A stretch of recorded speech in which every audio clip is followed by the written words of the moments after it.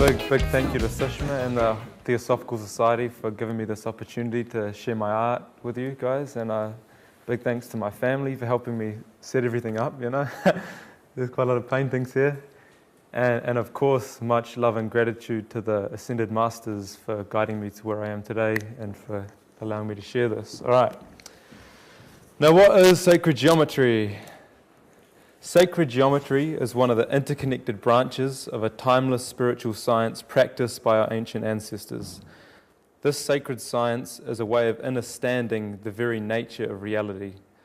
I use the word nature because sacred geometry is something that is naturally occurring. It's not just something that has been created, it is the algorithm of creation itself. It is the alpha and the omega, the beginning and the end, always was, always is, and always will be.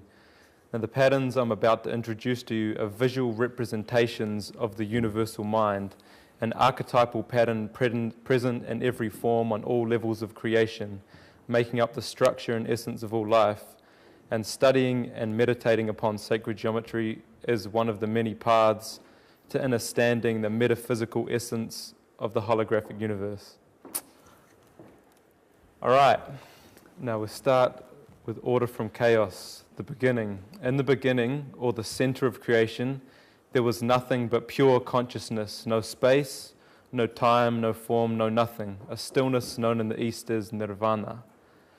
Right, now, for God or the universe to experience itself, it had to set some parameters to its being. It must establish some sort of dimensional form before being able to contemplate and experience itself. Now, tzimtzum is a word used in the Kabbalistic mystery teaching. It means contraction or constriction. It is a process of creation in which God contracts his infinite light in order to allow for a conceptual space in which a finite and seemingly independent world could exist, this contraction forming an empty space which creation could begin. So this is a very, very theoretical thing. The images are just there to help us understand it, but this is said to be the first movement of creation. And in the Judeo-Christian teachings, there's this, in the beginning, God created the heavens and the earth was without form and void, and darkness was upon the face of the deep, and the Spirit of God moved upon the face of the waters, and God said, "Let there be light." And now, the movement in this thing is important. When it says that it moves upon the face of the waters, this is referring to the next step in consciousness, where consciousness itself expands and projects to its outermost point, being the circumference of the circle, and from then it can continue or repeat its original creation, its algorithm. And then the next part in this Genesis is let there be light, which brings us to our second form besides the circle or sphere. And this is known as the Vesica Piscis.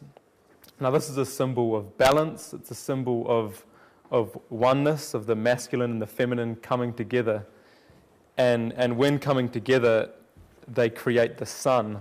And now the sun is no coincidence, it's a reference to light. And this shape in the middle, which is like the cosmic vagina, is where the next stage of life comes from. And you also notice it says, and God saw the light, you know, referencing to the experience of oneself, the metaphysical movement of that. And God divided to the light and the darkness. Again, this duality of this shape, the Vesica Piscis. And yeah, the square root of 2, 3, and 5, which are some of the three first numbers of the Fibonacci sequence, can be geometrically calculated. So it's just like an inkling of the possibilities there. And you'll see the Vesica Piscis in many things, you know, the human eye being one of the main ones, and which is associated with light. You'll see the flame. I've got the Eye of Ra here, and even the universe, you can see the shape manifesting there. You also find that a lot of churches and whatnot, you'll find the Christ inside of this cosmic womb, representing this spiritual birth once again, the cosmic Christ consciousness coming forth from the cosmic womb. And there's also some obvious astrological references here. When you see the water bearer in the top left, Aquarius, and Leo down the bottom left, and Taurus, and then the eagle, which is also a representation of the scorpion. So there's a lot of zodiac references within this knowledge. It's very interlinked with stuff. And you also see on the right there's the cosmic Christ inside of this cosmic portal, and 12 angels representing the 12 houses of the zodiac. Now you also see these symbols in a lot of brands, a lot of logos and whatnot. Another one there is the Jesus fish, meaning the same thing, that the cosmic Christ being birthed from the universal womb. Now, one of the reasons we should be conscious of using these symbols within logos and marketing type methods is because subconsciously we know the depth of the symbol, we know of our interconnected nature, and when we see these things, we're attracted to them immediately because we deep down we all truly wish to be one with one another and to reestablish our spiritual and metaphysical bond with the Creator.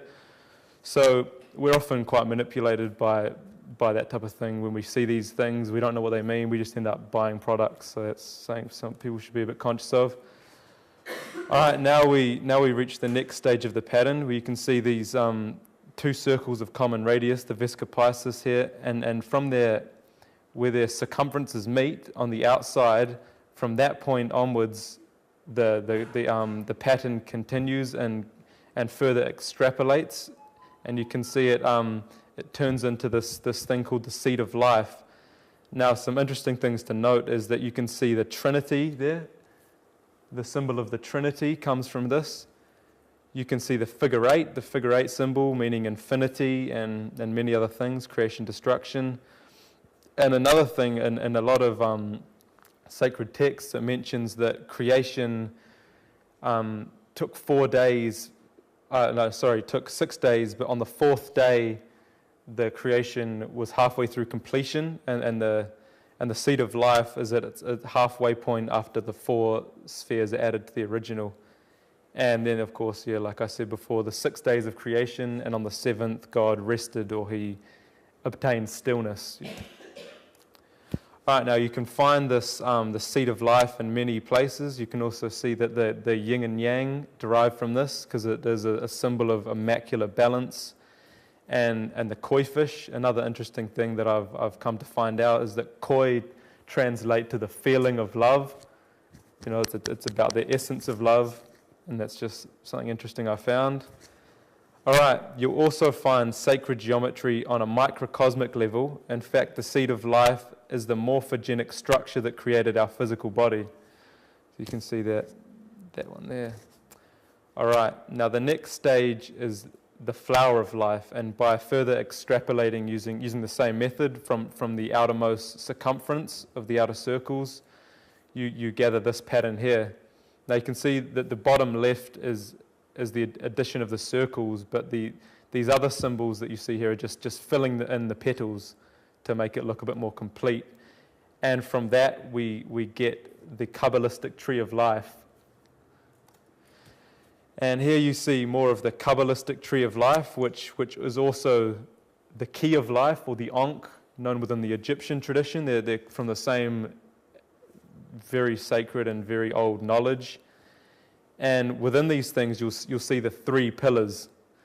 And the 3 pillars, the 2 outsides, Boaz and Jachin, known in the Masonic tradition, the 2 pillars are known as the masculine and the feminine.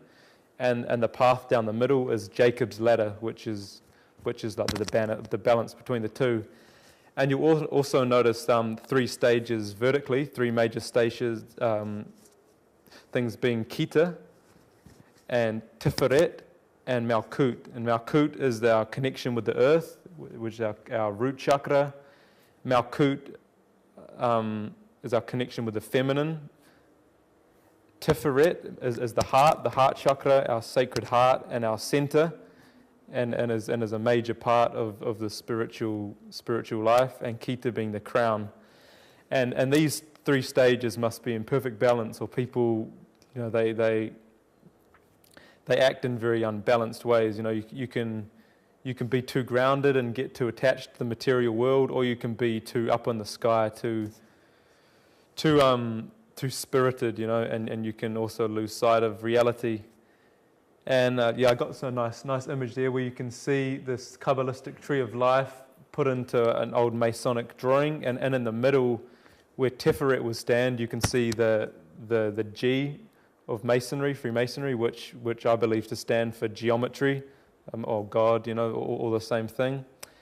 And another thing is a lot through Egypt, you'll find this Ankh symbol, but it's been vandalized. The top part of it, which is the sacred womb, has been kind of rubbed off because there's a lot of Christian crusaders that come through, and they, being more of a masculine religion, they destroyed that, and the bottom is the masculine. And also here within the Kabbalistic tree of life, you can see that 7 chakras. Now Dat cannot be existing while Malkut is, because it's the Kabbalistic tree of life is like a kind of a diagram of our DNA and many cosmic and things, but I'm not going to get too much into that. But if you notice, there are 7 layers besides Dat there, so the chakra is also represented.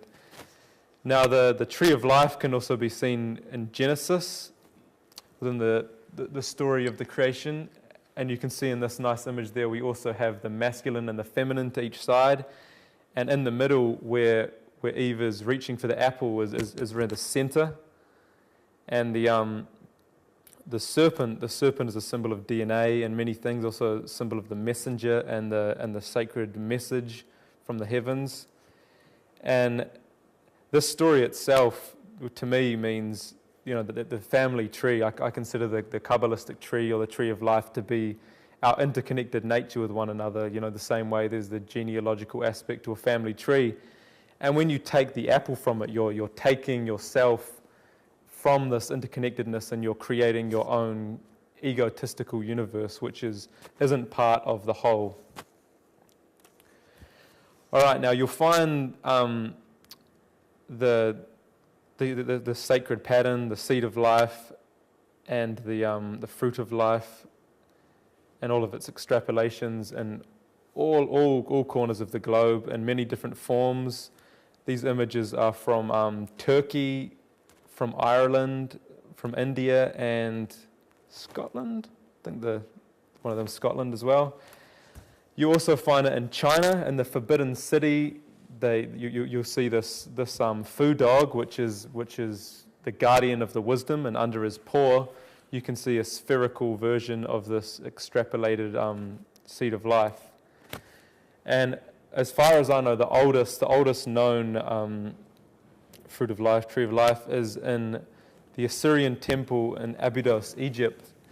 And they say that it's not just been etched into stone, but it's actually lasered into the granite.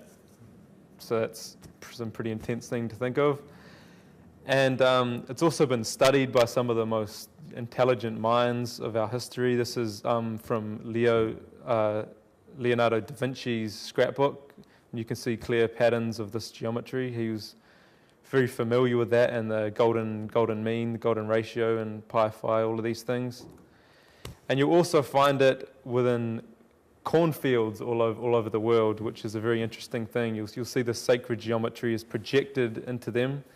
And another thing, the plants that have been leveled to create these images have not been broken, but instead bent at a 51-degree mark.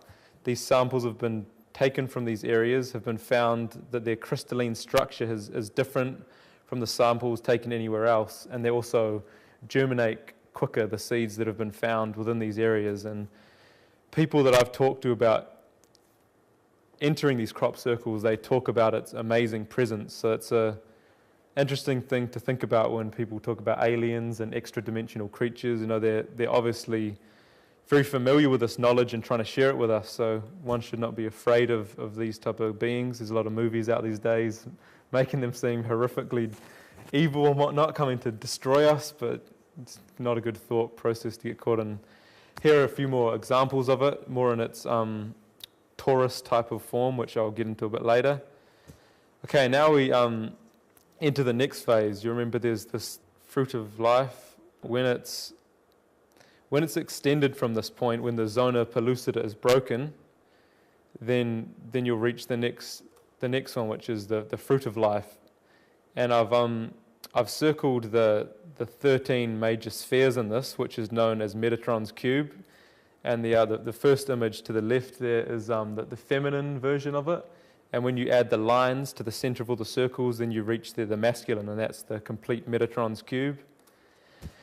Now, myths of Metatron are extremely complicated. There's at least two separate versions. Some say that Metatron was there at the start of creation. Some say he was a character called Enoch who reached enlightenment and was ascended to the heavens. And he has the ability to help us know the true measure of things. Interesting little pun there.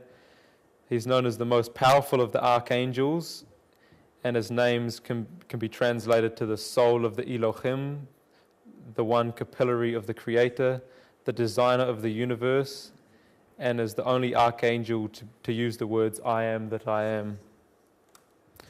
All right, now here you can see the 5 Platonic solids, which can be found within Metatron's cube, and these stone sculptures were found in the Neolithic areas of Britain, at least 1,000 years before Plato. So it shows that this knowledge goes far beyond the Greeks, and the Platonic solids is not derivative from Plato. All right, now for those of you who don't know the Platonic solids, these are them here. There's only 5 of them. They've created like computerized programs to try to discover a 6th, but there seems to only be 5 possibilities. And what makes a Platonic solid is they're the only polyhedra whose faces are all exactly the same. Every face is identical to every other face.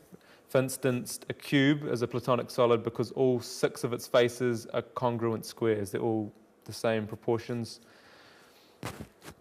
The same number of faces meet at each vertex. Each vertex has the same number of adjacent faces as every other vertex. For example, 3 equilateral triangles meet at each vertex of the tetrahedron, which is the top right one there, the tetrahedron. And when that tetrahedron is doubled and there's a masculine and feminine, you get the Star of David or the Merkaba, which we'll get to soon.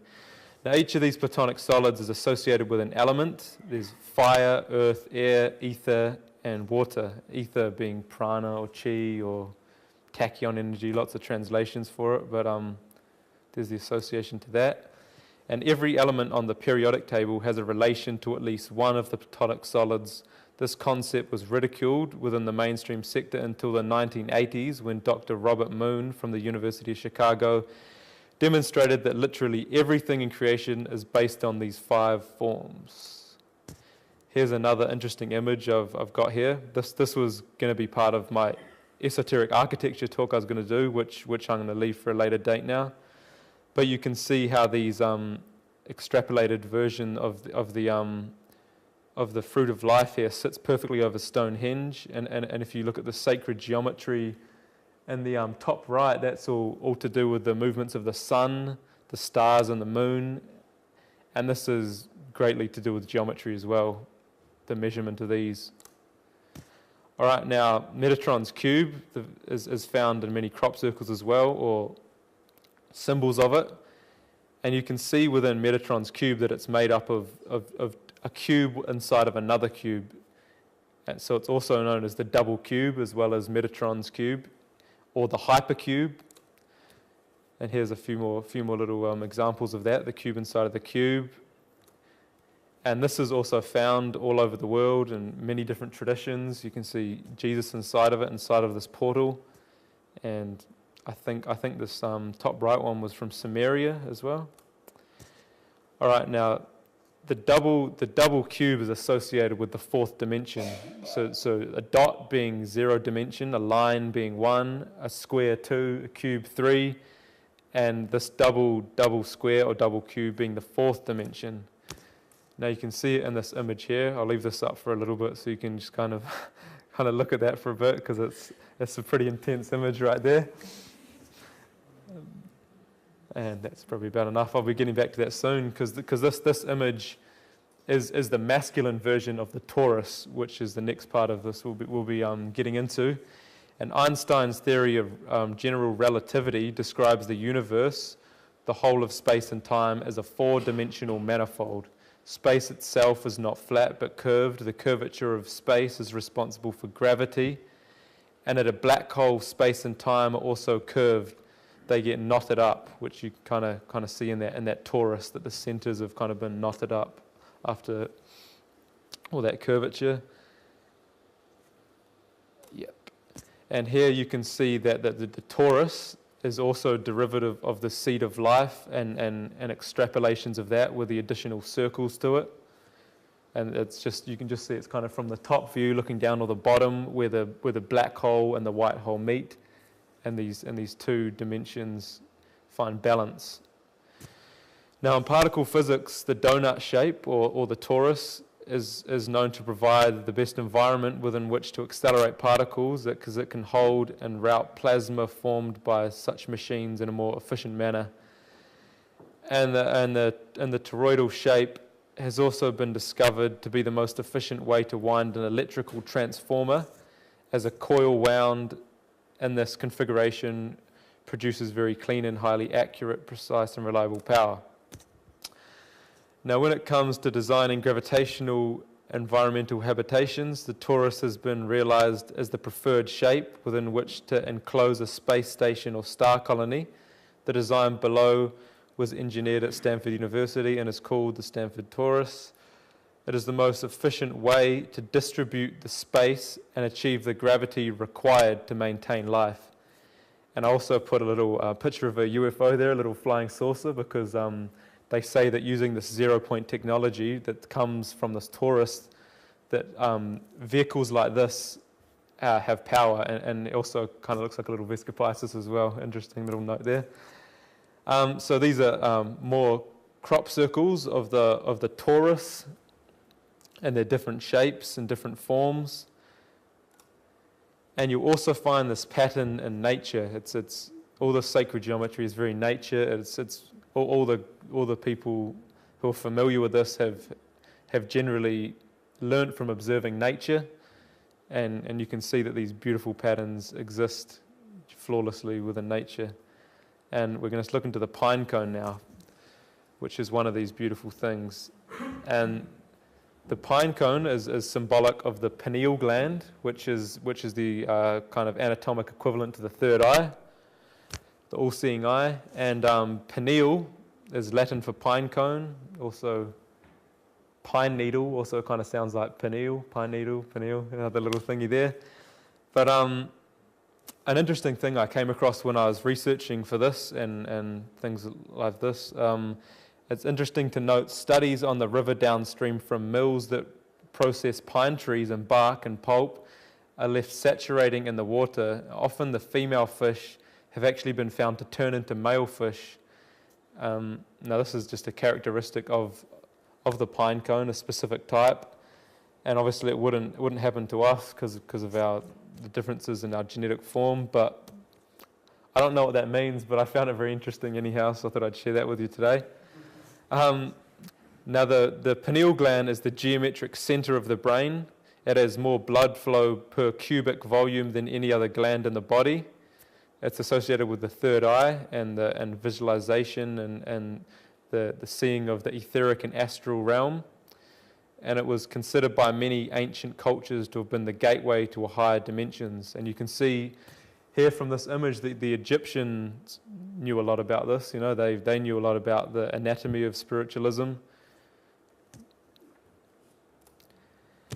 And some other things about the pineal gland. When the pineal gland cannot detect light, it secretes melatonin into your cerebral spinal fluid, activating the nerves system sleep mechanism. It also secretes DMT, dimethyltryptamine, found in shamanic potions such as yopo and ayahuasca, which when properly used are known for their unexplainable glimpses into high geometric realms. You know, the people that I've spoke to that have taken it get into some crazy things about geometry. Whether or not they've heard of sacred geometry, their descriptions are always very similar. And an interesting little parable I found here is the people who sat in darkness have seen the great light, and those who were sitting in the region and in the shadow of death, to them the light was dawned. All right, now here's some other symbols of the pine cone being used in ancient times. You can see this in Osiris's staff with the cobras winding around it, which is a symbol of the Kundalini resurrecting and reaching its highest point. And the staff of the caduceus with the serpents around it, whereas, same symbolic thing of the Kundalini and the wings representing the higher realms. And an interesting thing is within Freemasonry, there's 33 degrees, and there's 33 vertebrae in the human spine, which the staff representing the spine. And when you reach into the brain and these realms, then you're getting into some next level stuff. And there's also 33 paths of the tree of life between Sephiroth, which I don't have an image here, but you can kind of get the picture from that. Here's another one with Dionysus holding the pinecone staff, and he's the god of intoxication. And you can also see it here with the Sumerian winged god holding this pinecone, and also the Anunnaki of the Sumerian tales. They're holding the pinecone at the top of the tree of life. Their interpretation of the tree of life, which has 7 little flowers blooming off the sides, reference to the chakras. Also see it with Shiva, with the kind of the headpiece, the symbology there, and of Buddha, and turbans. The turbans are also symbols of this crown activation. And you'll also find it on the pharaohs where these headpieces with a cobra at the top, meaning the same thing, the Kundalini reaching reaching the pineal gland and the crown chakra and opening up to these higher dimensions.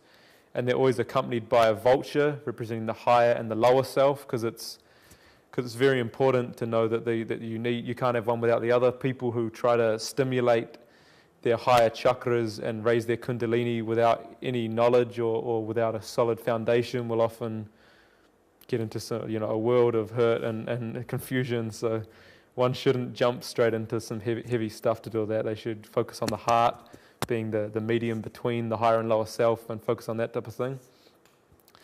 And at the feet of Shiva there, you can also see the conch shell, which is another symbol of the pineal gland being built with that Fibonacci geometry. And it also, when you put it to your ear, you can hear the ocean, and that's another symbol of the pineal gland because it contains water. And when you put bad things into your temple, into your body, like aspartame and sodium fluoride found in our tap water, or any synthetic bleached products, then it will calcify over, and that gland will no longer have the potential that it once had. You also find the pinecone on the staff of the Pope, which is another interesting one there. So he's very familiar with this knowledge. Whether or not it's shared with the people is another aspect, and I don't want to get into that now.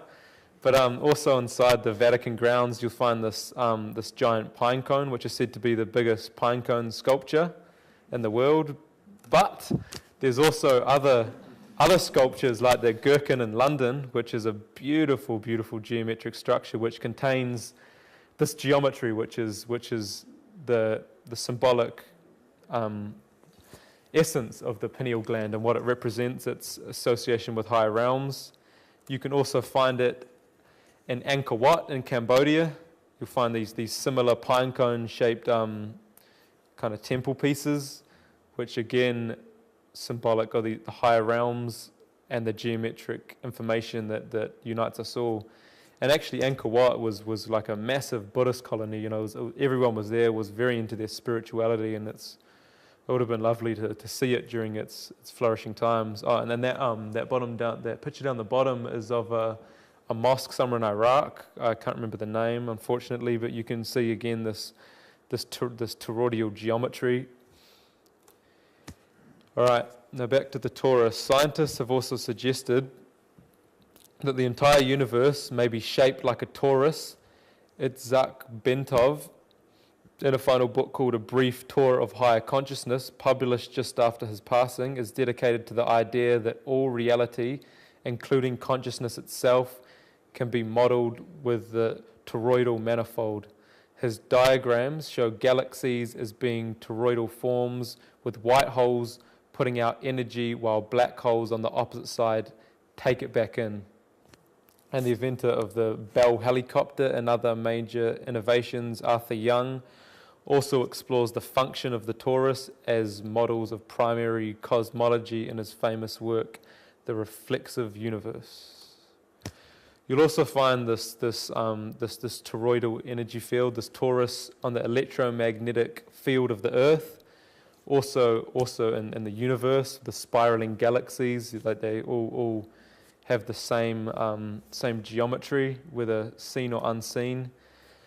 Also in the human aura, where there's a nice image here from Tuesday Lobsang Rampa's book, where he gets into the aura and the Merkaba and things like this, and you can see kind of the force coming out of the crown chakra and spiraling around the body, and another one with the Christ consciousness being cloaked in this, which leads me to the realization that the macrocosmic, microcosmic nature of all things, that as above, so below, as an alchemic term describing the fractal nature of the holographic universe. And this geometry is just a pathway of understanding this and experiencing this. It's not anything by itself, it's all about the wisdom that's encoded within it. You can see the pentagram here, often thought to be evil, and the fractal nature of it. You can keep on adding pentagrams and it goes for infinity. And the same with the Star of David, it just keeps on going and going.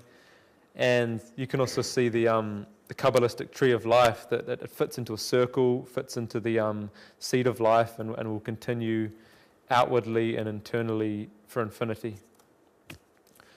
All right, now, the chakras, since ancient times, seers have confirmed that the human aura appears as a series of nested spherical torus formations, and the word chakra in Sanskrit literally translate to wheel or turning, this ever-going consciousness. And there's a nice little thing here from Revelations, blessed are those who wash their robes, wash their auras, that they may have the right to the tree of life and may go through the gates into the city. And now we get into the Merkaba, and that's what the Star of David is a symbol of the energy body, which, the Star of David, just in masculine form of this feminine and masculine energy with lines rather than circular forms, and it means the same thing. It's about the balance, the higher and lower self, and combining them. And history has talked about the Merkaba mostly as a vehicle that allows a person to ascend or descend into higher or lower worlds. But actually, Merkaba is much more than just a vehicle of ascension. It can be really anything, since it is the primal pattern that created all things and all universes, both visible and invisible. And that's a little passage from the Ancient Secrets of the Flower of Life, volumes 1 and 2. And now, further looking into the Merkaba, it pretty much means means a kind of light that rotates within itself. Ka meant spirit in Egyptian, in this case referring to the human spirit, and Ba meant the human body. Though it also could mean the concept of reality that the spirit holds. And so the entire world in ancient Egypt refers to the rotating light that would take the spirit and the body of the world in another. And, the Egyptians famous for building those big-ass pyramids. The words pyramid comes from pyro and midst, meaning the fire, from like pyromaniac, and midst in the middle. So again, you can get back to this, the higher and lower self, and the fire in the middle, that innermost consciousness. Now, in the Bible, there is reference to Ezekiel and the wheel by which Ezekiel ascended into heaven. Now, this was the Merkaba. And in the Torah, there's reference to the Merkava, as it's spelled in Hebrew, which has two different meanings. One meaning is chariot, which is a vehicle, and the other is the throne of God. Now, when the two definitions are combined, the true meaning comes to life.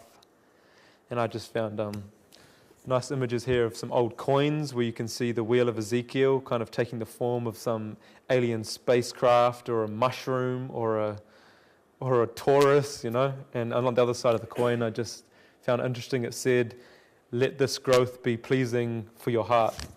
So this, this knowledge is so old, so infinite. And now you see some different types of Tauruses. There's a ring Taurus, the horn, and the spindle, depending on the distance between the circles. And then we get back to the creation story where the apple is used, the apple being a very symbolic thing. And you can see that the geometry of the apple is very much like a Taurus. And in the center of the Taurus, which is known as the heart of the Taurus, is the seeds or the information that can continue creation, the seed of life, if you will. And again, back to creation, there's the apple, which is a symbol of the heart. It's a symbol of separating the heart from the tree of life, the family tree. And it also can work in reverse. Instead of the fall of man, we can resurrect using the same spiritual science with our DNA, the symbol of the serpent, and finding balance in our heart. And another interesting thing is when at the start of the Bible, it says that man was made in God's image. Talking again about this geometric form that we're all created in, this sacred geometry. And another interesting thing is the word man is not necessarily meaning just a masculine figure. It comes from the Hebrew letters Aleph, Mem, Aleph, and Nun. Aleph is also the word where life comes from. So it's the Father, the Son, and the Holy Spirit, or the Son and the Father, just this Trinity of all life. And so the heart being the center of the Taurus, this stillness and this balance of the higher and lower worlds and energy is very interesting, because the heart is the most powerful generator of electromagnetic energy in the human body, producing the largest rhythmic electromagnetic field of any of the body's organs. These energy fields take the form of a torus. The heart's electrical field is about 60 times greater in amplitude than the electric activity generated by the brain.